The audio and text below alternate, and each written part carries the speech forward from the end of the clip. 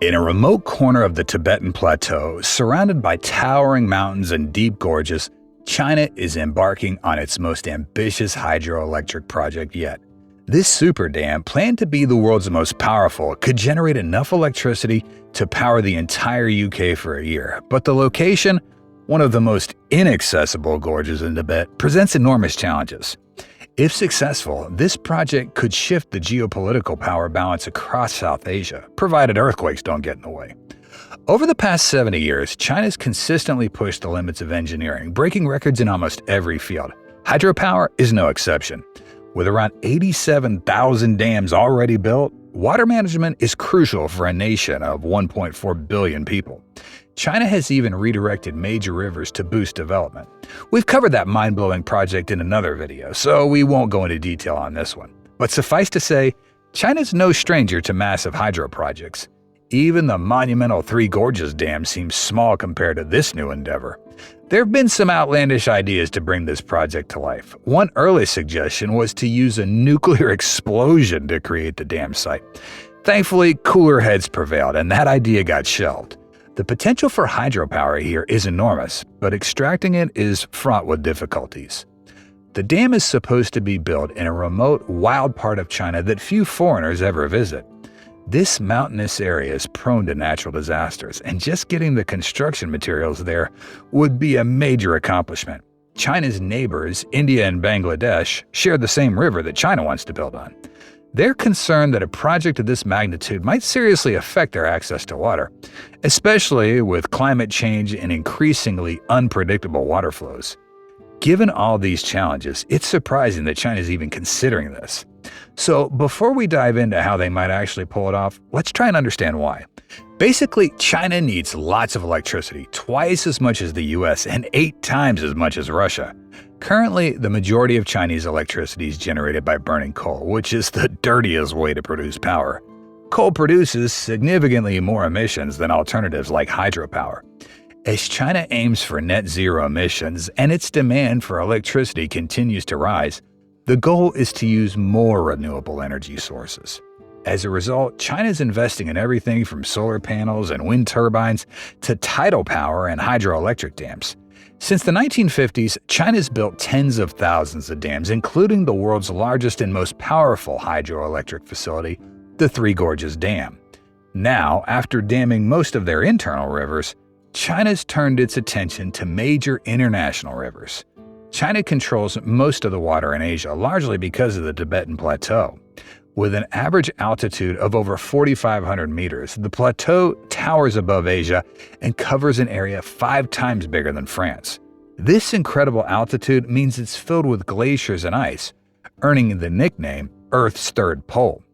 As this ice melts, it forms many of the region's largest and most important rivers, such as the Indus, Ganges, Mekong, and Yarlung Tsangpo. The plateau provides so much water that it's known as the Water Tower of Asia. These rivers are not just homes to millions of people. They also support the largest agricultural regions in the countries they flow through, like Pakistan, India, Southeast Asia, and China. The food bowls of these regions are along these rivers. If you think about it, controlling the Tibetan Plateau means controlling the water supply for nearly half the world's population. The specific river China's targeting is the Yarlung Tsangpo, depending on the country it flows through. It's also known as the Xiang or Brahmaputra. Thanks to its extreme white water and numerous waterfalls, many call it the Everest of rivers. To keep things simple, we'll stick with the name Yarlung Tsangpo. The river starts at the Yangtze Glacier and flows over 1,000 kilometers until it reaches the Namcha Barwa Mountain. From there, it turns south, passing through India and Bangladesh before finally emptying into the Indian Ocean. The river's incredible. It's the highest major river in the world, at almost 3,000 kilometers long, one of the longest. As far as we know, no one's ever traveled its entire length, and it's pretty easy to see why. The area where China plans to build the dam is right next to the Indian border and is extremely isolated. It took the British ages to figure out where the river actually flowed through the region. The exact location for the dam is the Yarlung Tsangpo Gorge, a sacred place in Tibetan culture. Believed to contain a hidden entrance to the spirit world, different ethnic groups live within the gorge.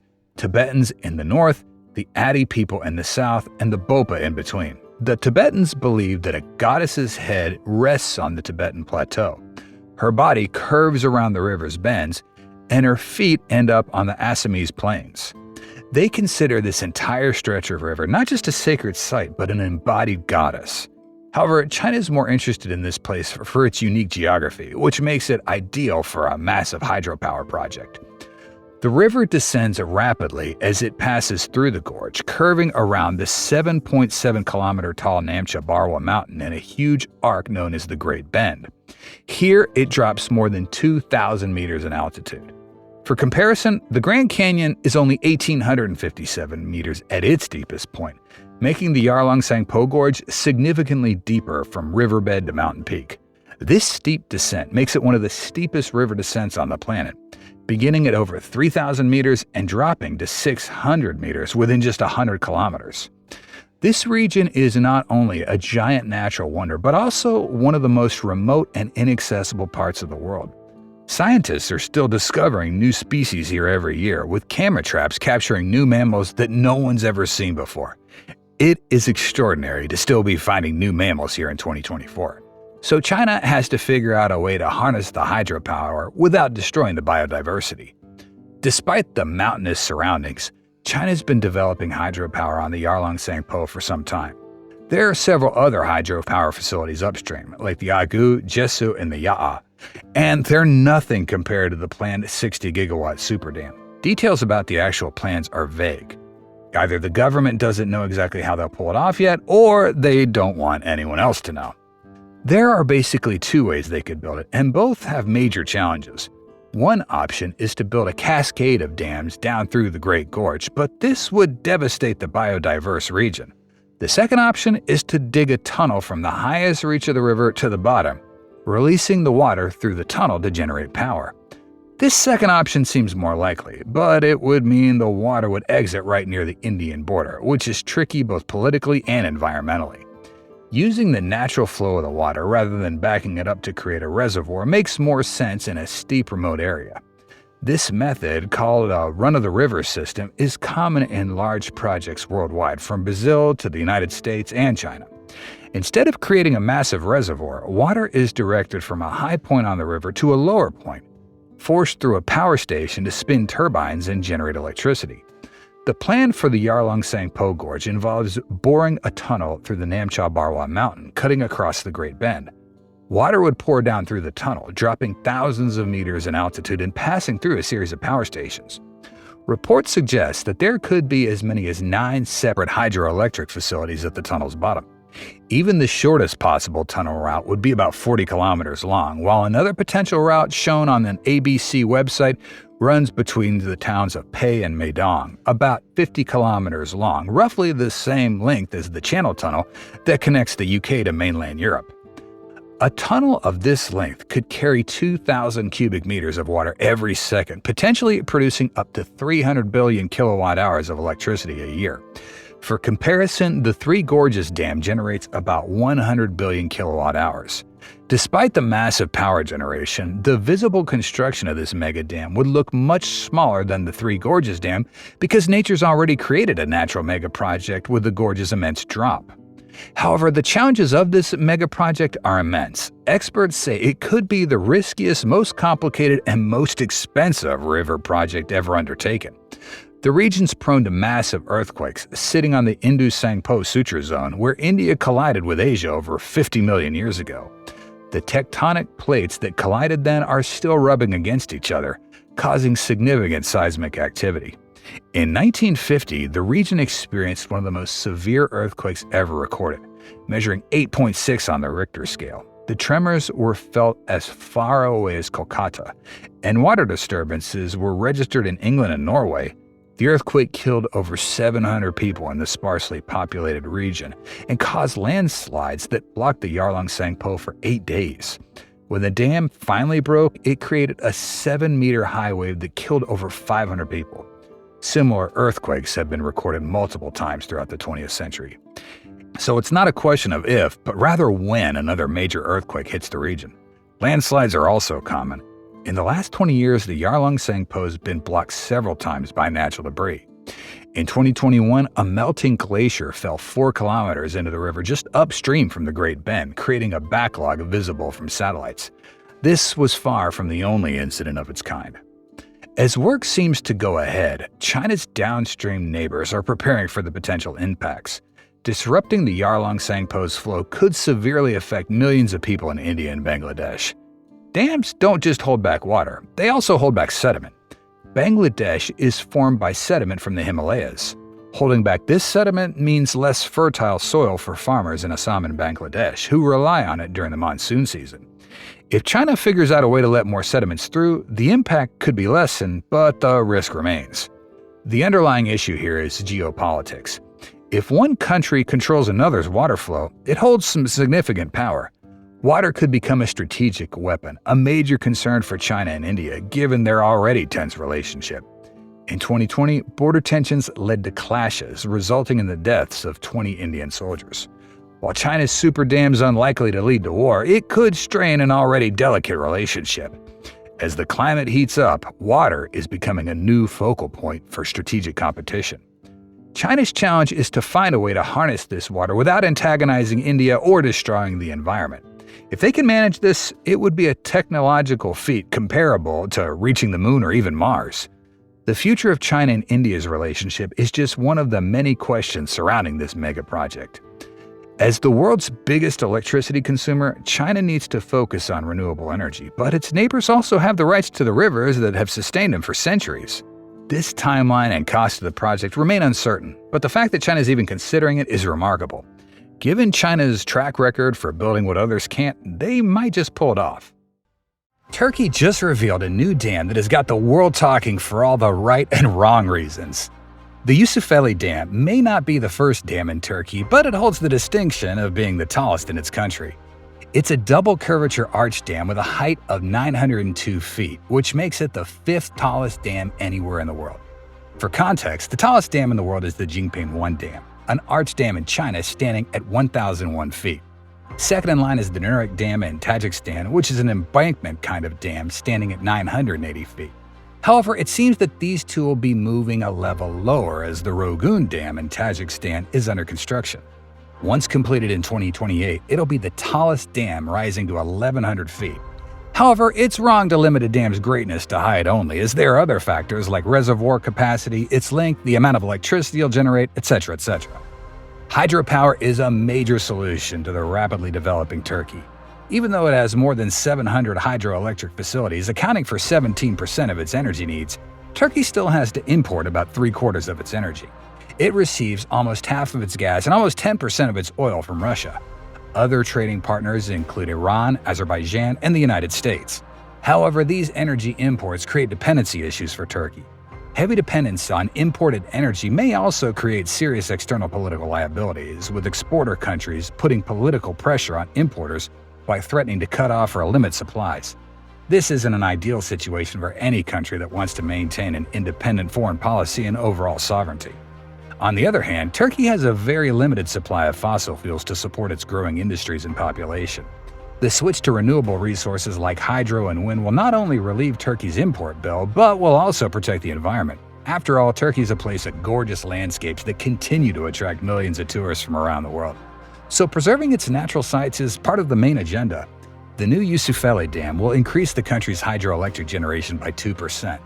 It'll be harvesting the potential of the Kora River in the Artvin province.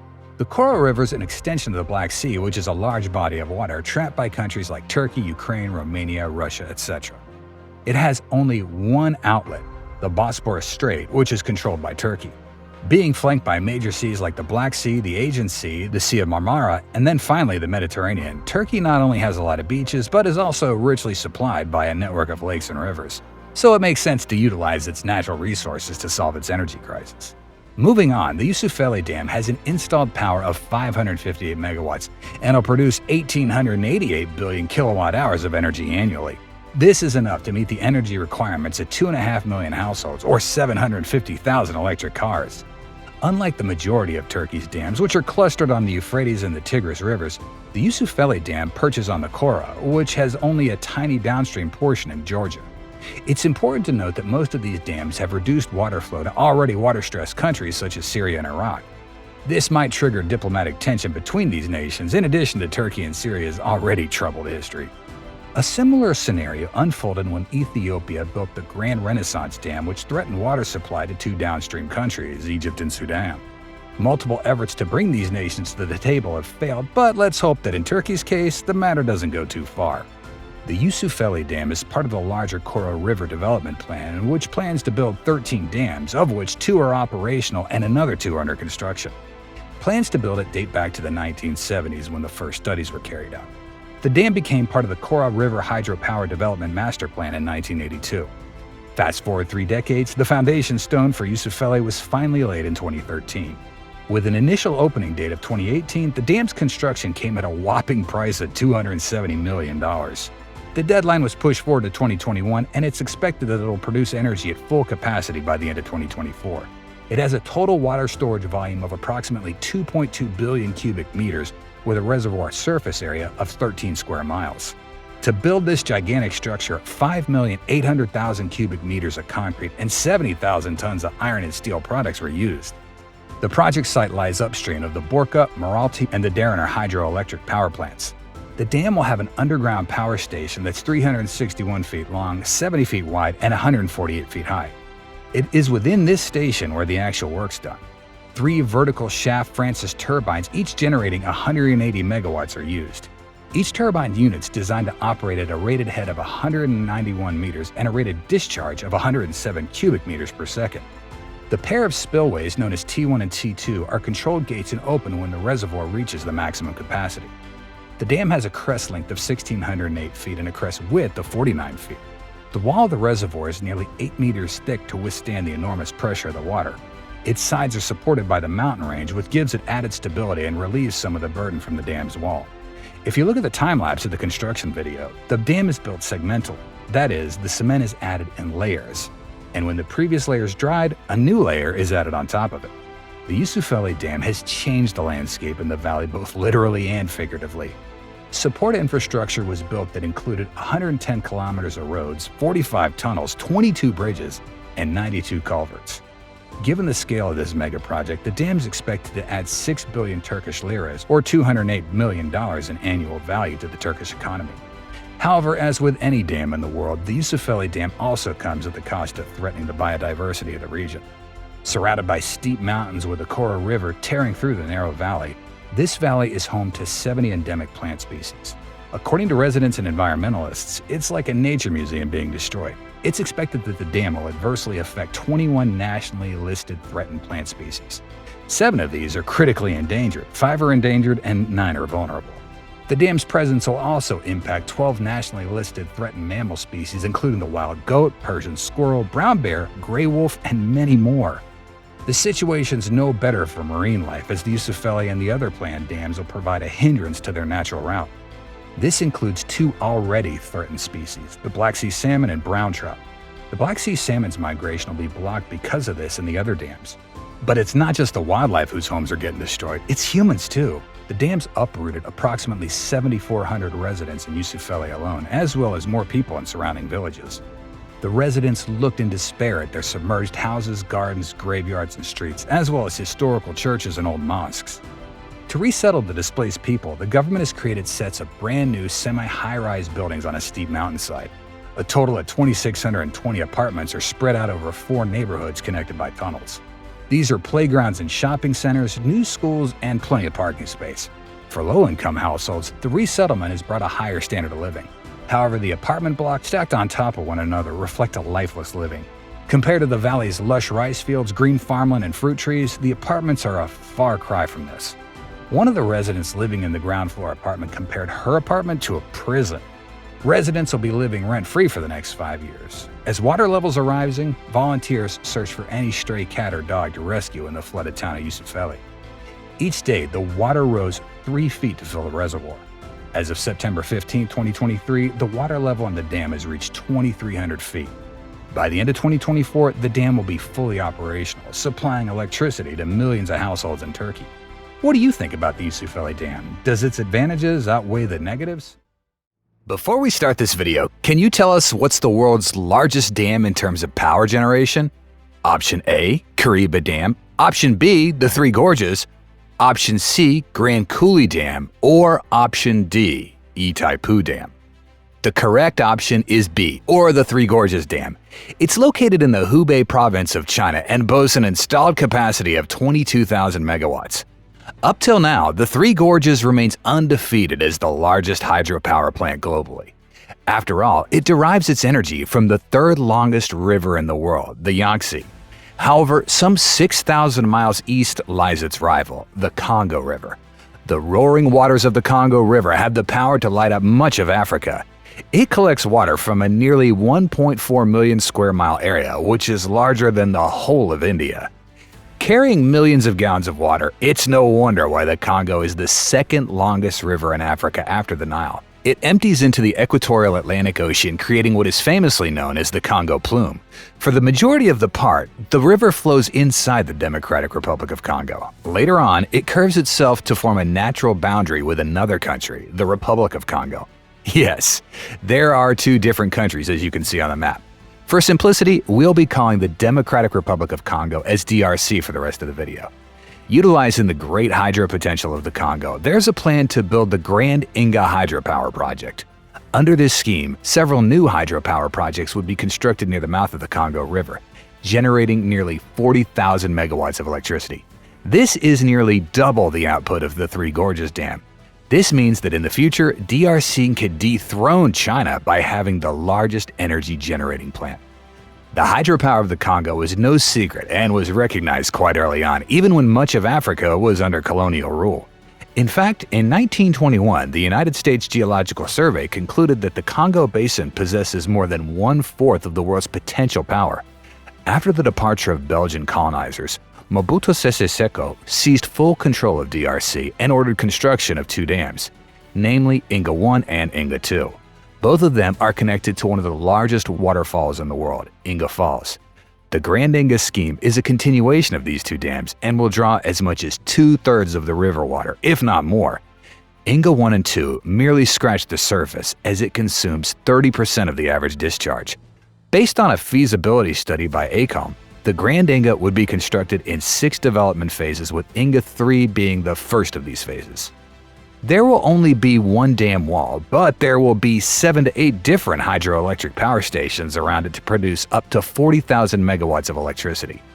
Its cost is estimated to be around $80 billion, including the cost of the transmission lines needed to carry its power across Africa and potentially to Europe. However, many consider the amount to be an underestimate. That's because many mega projects exceed their costs due to delays, internal politics, and global climate. As DRC is among the 5 poorest nations in the world, it will require support from the international community if the project's to be realized. Potential contributors are the World Bank, the African Development Bank (AFDB), and the European Investment Bank. However, the timeline of this scheme is anything but smooth. Back in 2016, the World Bank withdrew its $73 million of initial funding due to strategic differences with DRC's government. 8 years later, with a different president in power, the World Bank seems to have regained its appetite. In February 2024, the World Bank's Global Director of Energy announced that the plan had been revived. With the Grand Inga up and running, the project will supply clean energy to not only its residents, but also to other South African nations. South Africa has been interested in Grand Inga's power-generating potential since at least the late 1990s, and signed an agreement with the Democratic Republic of Congo (DRC) on receiving electricity from the mega project in 2013. Last July, South Africa's President Cyril Ramaphosa pledged his country's support to revive Inga 3, whose plan had been lying dead. For decades, South Africa has been grappling with extreme power shortages that have affected both social and industrial life. 43% of Africans, equivalent to 600 million, have no access to electricity. At this point, clean hydropower combined with solar power represents a viable alternative. The DRC has the largest hydropower potential in Africa and one of the largest worldwide, with a potential of some 100,000 megawatts. Only about 2.5% of this potential has been developed so far. Inga 3, which is the first leg of the plan, will generate 4,300 megawatts. South Africa will purchase almost half of it, or 2,500 megawatts, making it the principal buyer of Inga 3. The site of the Grand Inga is uniquely well suited to hydropower because it's so close to the mouth of the Congo River, the second largest in the world by volume, with a flow rate of 42 million tons a second. At present, the 49 countries of sub-Saharan Africa have a total installed capacity of about 70 gigawatts. So the Grand Inga could revolutionize Africa's electricity landscape. A staggering 81% of the DRC don't have access to electricity. The country's wealthy people reside in the capital city of Kinshasa and have power generators at home, a luxury for many. People have to rely on only a few hours of electricity in a whole week and plan their lives around that. There are small stands with generators where you can charge mobile phone batteries for a few hours at the cost of a few hundred Congolese francs, the equivalent of a few cents. People try to do most of the tasks during the day, and at night they resort to flashlights and candles. Given the dire situation, many have been questioning why electricity produced by the Congo River will go south when there's such a huge need at home. Even though the DRC is in desperate need of an energy miracle, there's a justifiable amount of skepticism surrounding the project. That's because the plans for the Grand Inga have been canceled more than once. Then there's the issue of displacement of locals. The Bundi Valley, which lies parallel to the Congo River, is home to 30,000 people. It will be flooded with water and dammed to become a giant lake. These thousands of people are unaware of where they'll go and how they can be compensated. The villagers have not yet been told where their new home will be, although the government says it's identified a site for them and they'll be financially compensated. Villagers will ultimately lose their farmlands and other forms of employment with this move. According to a village chief, the government promised them jobs and a better lifestyle once Inga 1 and 2 were built, but they got nothing in return. They don't even have access to electricity or running water. Even if you put this aspect aside, other issues are looming on the Grand Inga's head. Given the sheer complexity of the scheme, the multiple stakeholders involved, and a price tag of at least $80 billion, it's no surprise that finding consensus has proven to be challenging. Not to mention that the $80 billion cost estimation was done several years ago and will most likely go up after an updated analysis. Then there's the risk of corrupt deals jeopardizing foreign investments and the integrity of the whole project. To create the reservoir necessary for the Grand Inga, the Congo River has to be diverted. This in turn will flood the Bundi Valley, affecting local agricultural lands and natural environments, causing huge methane emissions that'll contribute to global warming. The effect of reduced flow in the Congo River may cause a loss of biodiversity and alter the rich wildlife that's synonymous with that region. The flooded area may also create an environment that's conducive to the breeding of waterborne vectors such as mosquitoes. Like any other project, the Grand Inga will utilize massive transmission lines to supply energy to homes and export to neighboring countries. For installing those lines, huge swaths of forest would be cleared for that to happen. The DRC has the world's second largest rainforest, and the loss of the forest to create paths for electricity transmission lines will have significant environmental and social impacts. In addition, the authorities would have to deal with the security and maintenance risks posed by such a long transmission system. Very little of the electricity generated by the Grand Inga will provide city or village-level power to Congolese people. There are mentions that the power will uplift the DRC, but so far there's no strategy on the table to show how the poor communities will access the electricity. The existing dams, Inga 1 and 2, never received maintenance for many years, and consequently, they now operate at 50% of their original capacity.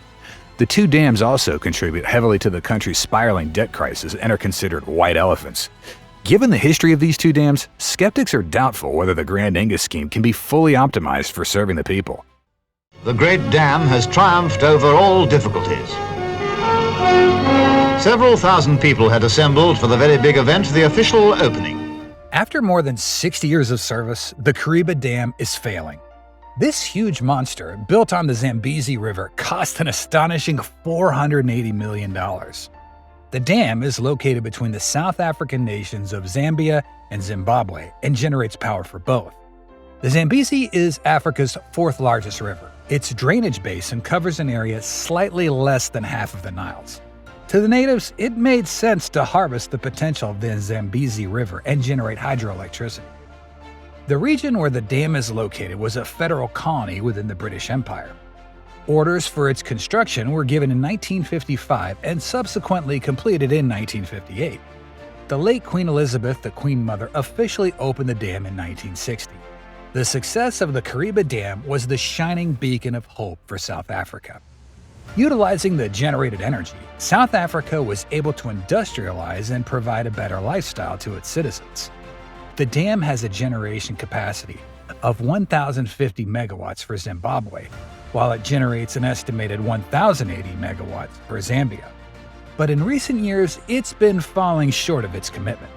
Because of droughts and the low inflows from tributaries feeding the Zambezi River, Kariba's water levels have decreased, causing the dam to reduce its power production. Both Zambia and Zimbabwe heavily rely on this dam for the majority of its energy needs. So when power production declined, both countries had to introduce power cuts. 6-hour-long power cuts started in Zambia in December last year, while Zimbabwe was already facing 19 hours of load shedding daily, with devastating effects on all aspects of life in the country. Electricity's turned back on between approximately midnight and 5 a.m. Kariba Dam generates half of the energy needed for Zimbabwe. Its lowered output has sent shockwaves throughout the economy, causing the closure of small businesses and affecting hospitals, industries, and everyday life. The dam's failure, combined with the low performance of its aging coal-fired plants, means that Zimbabwe is producing less than half of its 1,700 megawatt power demand. More than 8 million Zimbabweans do not have access to power. Electricity demand has surged in recent years, driven by higher agricultural and mining activity. To bridge the gap between demand and supply, the country has to import power from its regional neighbors, Zambia and Mozambique. This power is costly and adds financial strain to an already struggling nation. To resolve the energy crisis, China has partnered with the Zimbabwean government to install solar power panels. But these aren't some ordinary panels spread over a wide expanse of land. Instead, these will be floating on Lake Kariba. How will the floating panels facilitate the dam, and will they be able to pull Zimbabwe out of the energy crisis? Chinese company China Energy Engineering Corp has proposed the construction of a 1,000 megawatt floating solar plant on the Kariba Dam along the Zambezi River. If the proposal is granted, then China Energy Corp will install more than 1.8 million photovoltaic panels over 146 modular floating units. The reported cost of this project is around $1 billion. The civil engineering works are going to cost around $186 million, while the cost of the installation alone has been pegged at $801 million. The project is mostly financed by the African banks under the flagship of the Africa Investment Forum. But why is Zimbabwe choosing floating solar panels over other green options? The first reason is that floating panels save land, which can be later used for housing or other industrial needs. Unlike wind plants and dams, there's no need to displace the native population, as the project is restricted to water only. Secondly, solar and hydro are seasonal generators. During the wet season, dams operate at their maximum capacity, while on the other hand, hot seasons are best for solar production. In this way, they both complement each other, producing electricity round the clock and minimizing power cuts. For drought-prone regions like Zimbabwe, solar panels spread across the water surface to help minimize evaporation. Less evaporation ensures that there's sufficient water in the reservoir for the dam for people and other commercial needs. As the solar wafers would be floating on water, the water provides natural cooling, which tends to increase its efficiency.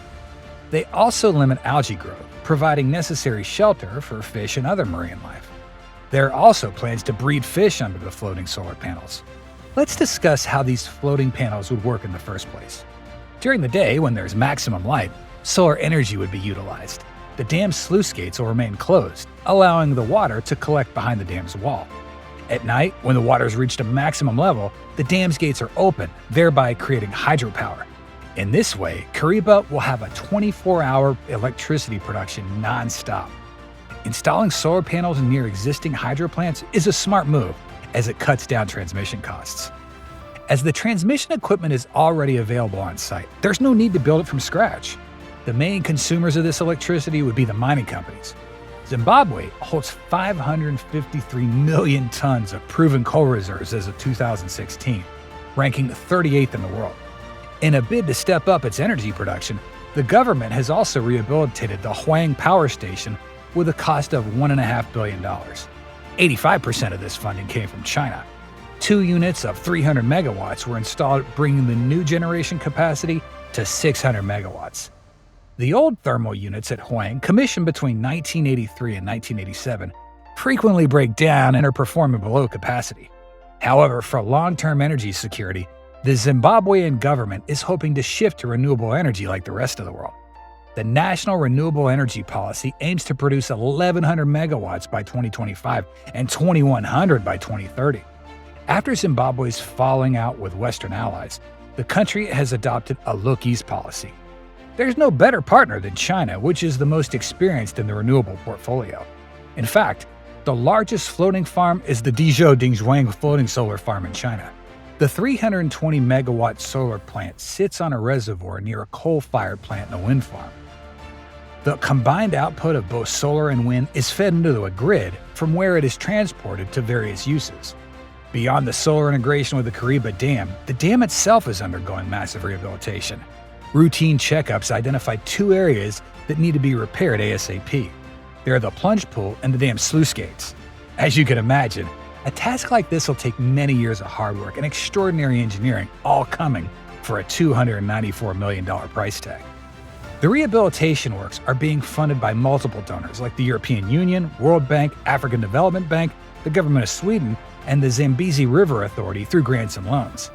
The plunge pool is a depression formed in land due to the pressure of water falling from a height. They're commonly found in waterfalls and dams. The heavy spillage of water has eroded the natural riverbed downstream. The pressure of the water has deepened the pool, causing the swirling of water and restricting its smooth flow. If left like this, the hole could also creep toward the dam's foundations. To resolve this issue, engineers have decided to excavate the pool and increase its area, allowing water to flow smoothly. To do this, engineers have to create a dry working site by pumping out all the water and creating a cofferdam. Cofferdam is a temporary workspace created during dam construction. It's later blasted once the work is finished. The vertical columns or piers are built on land before being transported downstream where the plunge pool is located. Once all the pieces are assembled, they're filled with concrete to strengthen the wall further. Between the columns, watertight metal gates are placed to secure the place. Next, water is slowly pumped out of the plunge pool to create a dry area. To widen the pool's area, controlled blasting is employed to loosen the mud. Steps are also created on the sides of the pool so that trucks and other equipment can access the site. The side closer to the dam's foundations lined with reinforced concrete to prevent erosion of its foundations. Once the plunge pool is reshaped, the metal gates are lifted, allowing water to fill the previous cofferdam. The expected time span is 3 years for fully renovated the plunge pool. Second, we have Kariba Dam's floodgate. 6 sluice gates form the spillway from which Lake Kariba is released downstream once the reservoir reaches its maximum height. The concrete used inside the gates has expanded as it's constantly exposed to water. The minimal expansion is natural and as expected. However, over a long period, the expansion could affect the smooth opening and closing of the gates and possibly cause the spillway gates to jam. There's a serious risk if the gates are jammed, either in closed or open positions. If the gates are jammed in an open position, a huge volume of water is lost through the reservoir, which in turn would cause the water level to increase downstream, damaging residents, properties, animals, and the environment. As you can expect, if the gates are slammed shut, the reservoir water levels will keep on rising and will eventually overtop the dam's wall. For this purpose, emergency backup gates would be installed in case any of them stopped working. Similar to the plunge pool refurbishment, a cofferdam is needed to create a dry workspace so that each gate can be modified one by one. Cofferdam pieces are gradually lowered by a crane and assembled to create a wall between the water and the dam. The water trapped in the cofferdam is pumped to create a water-free space where the motorized crane can work. In the final step, the motorized gantry crane will place the emergency gates in all 6 sluice gates. The crane and the cofferdam will later be disassembled to allow the normal functioning of the dam. It's expected that the refurbishment of both plunge pool and the gates will be completed by 2025. The new Kariba Dam, combined with its floating solar panels, is expected to change the landscape of Zimbabwe. Not only will they solve the crippling blackouts that the nation faces, but will also shift power dependency to renewable sources. As investors around the world prefer to invest in clean energy over fossil fuels, this is a good sign for Africa and the rest of the world. In 2015, pretending that we have to choose between the economy and the environment is as harmful as it is wrong. Since 2015, Canada has invested a gigantic sum of $100 billion in fighting climate change and protecting the environment. As nations continue to find alternatives to stop burning fossil fuels, clean hydroenergy stands as a great option for many. Currently, there are more than 57,000 large dams in the world, which collectively produce approximately 4,300 TWh of hydropower. Hydropower itself constitutes 16% of the electricity produced around the world. At this point, it would be unfair to mention China, the largest producer of hydropower in the world. It has 8 of the 20 largest energy generation dams in the world. And yet it still has a lot of untapped potential, which if fully exploited, can go up to 400 to 700 gigawatts and meet 30% of China's energy needs. Canada, although way behind China, still stands at an impressive 4th position in the biggest hydro producer list. The nation has a total hydro capacity of 83 gigawatts, while the largest contributors are the Roubaix-Bourassa Dam and the Churchill Falls Generating Station. But Canada isn't stopping anytime soon. It has a new addition to the list, the Site C Dam in British Columbia. It's located 14 kilometers southwest of Fort St. John and 80 kilometers downstream from the WAC Bennett Dam. Once completed in 2025, Site C would be the 4th largest producer of hydroelectricity in British Columbia, with an expected capacity of 1,100 megawatts and an expected annual output of 5,000 gigawatts of electricity. For context, this is enough to power 450,000 homes, or 1.7 million electric vehicles per year.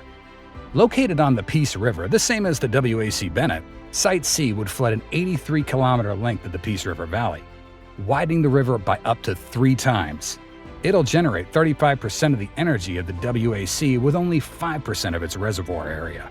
However, it wasn't all smooth sailing for Site C, as hundreds of complaints piled up regarding its effect on the environment, harm to indigenous communities, and the high cost. During a 2007 estimate, its cost was placed at $6 billion, which raised to $8 billion, then $10 billion, and finally to $16 billion. Legal troubles and the pandemic pushed the completion year from 2024 to 2025. In April 2016, a group of landowners and farmers from Peace River Valley launched a legal challenge to the project. According to Treaty 8, the indigenous people have a right to hunt, trap, and fish throughout the region.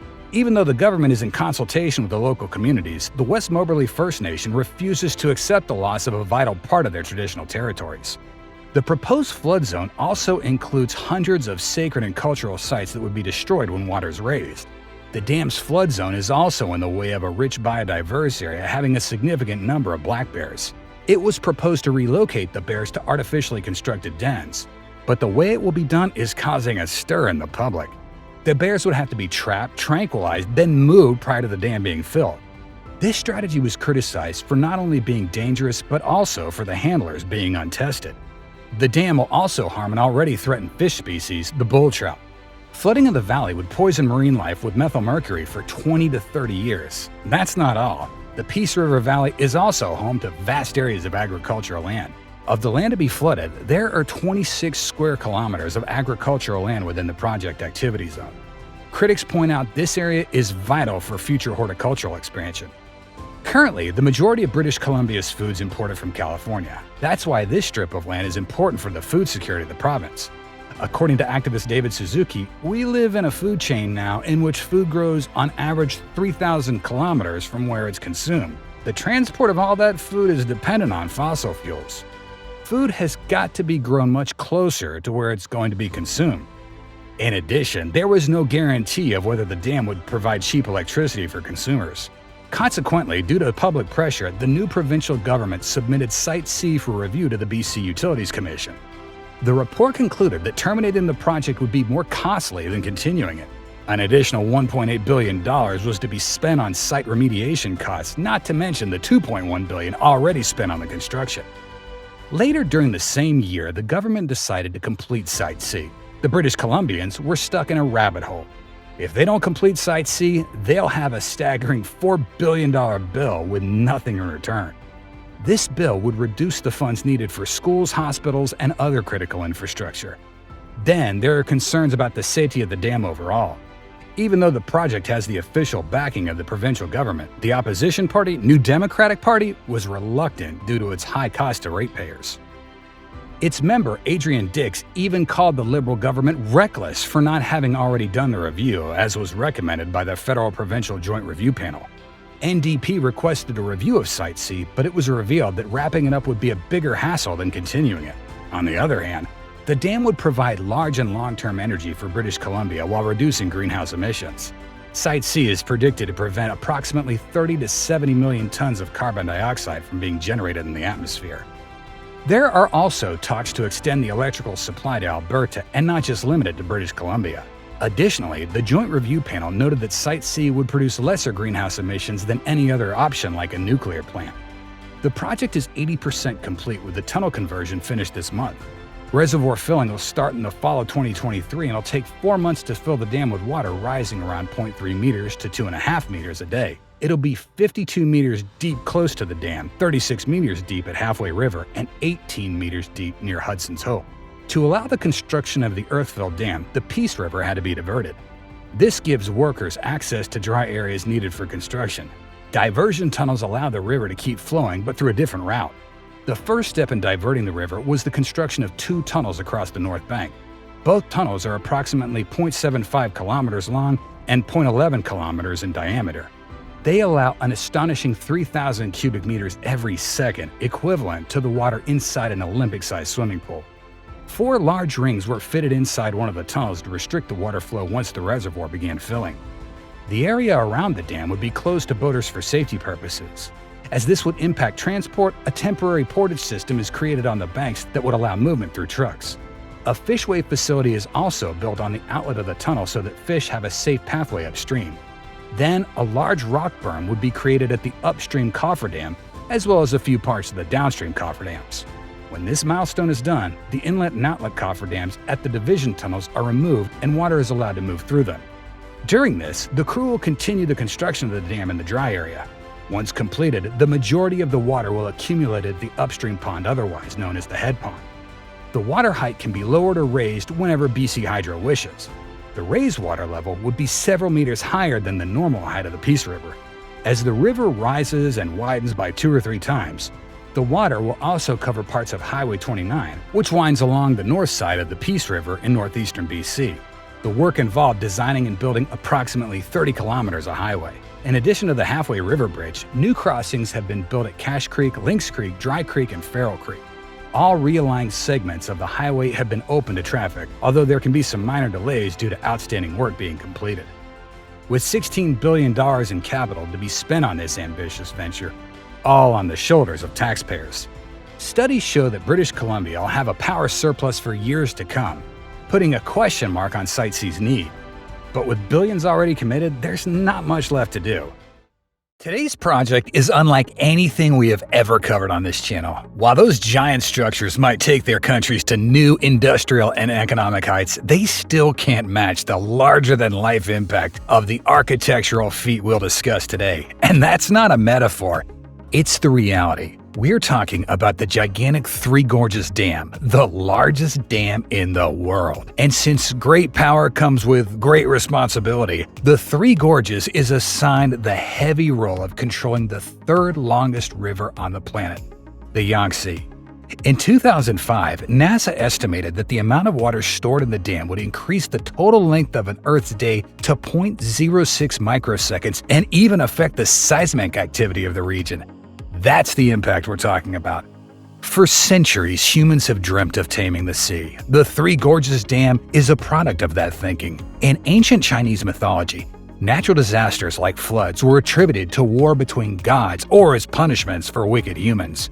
As a result, everyone, including all gods, goddesses, semi-gods, and humans, had to make tremendous efforts to stop these natural disasters.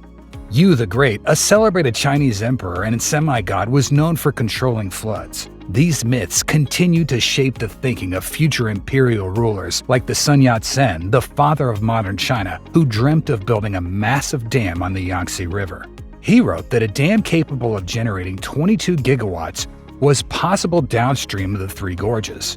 Little did he know that his dream would become a reality, but he won't be there to see it. In the 1940s, the engineer behind the Hoover Dam in Nevada, John Savage, was invited to survey the Yangtze River and draw a proposal for a dam. However, little attention was paid to this project as the Civil War started in China. The Yangtze River is notorious for causing extreme flooding, death, and displacement of millions. In 1931, when the Yangtze flooded, 4 million people were killed as the flood hit major cities like Wuhan, Nanjing, and beyond. The death and destruction of millions caused extreme losses to China, prompting the leaders to think of a solution to control the raging waters of the Yangtze. Being the biggest economy in the world after the US, this country is not new to making bold and costly ventures, especially when it comes to getting their way. In 2012, China unveiled its second Great Wall, theoretically speaking, the Three Gorges Dam. Every superlative applies to this piece of mega engineering that made China the world's biggest producer of hydroelectric power. It's the world's largest power station with a capacity of 22.5 gigawatts thanks to 32 turbines generating around 700 megawatts each. To put this in perspective, this energy is enough to power 1% of China for 1 year, or the whole of New York for 2 years. In 2018, the Three Gorges beat the largest dam in the US, the Hoover Dam, by generating 20 times more energy, amounting to 101,000 gigawatt hours. Given its magnitude, the construction comes at a hefty cost of $37 billion, or 249 billion yuan. This project is capable of meeting 1/6 of China's energy needs.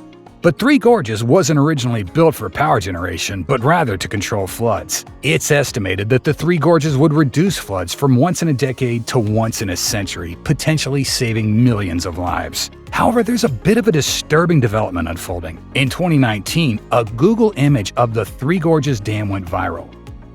The photo displays deformations along its length, showing that the dam might be close to collapse. If this were to happen, experts estimate that 400 million lives would be at risk, accompanied by astronomical losses to the infrastructure. Major cities like Wuhan, with a population of 11 million, and Nanjing at 8 million, would be completely wiped out by this flood. With widespread displacement that would continue, China would be sent many years backward.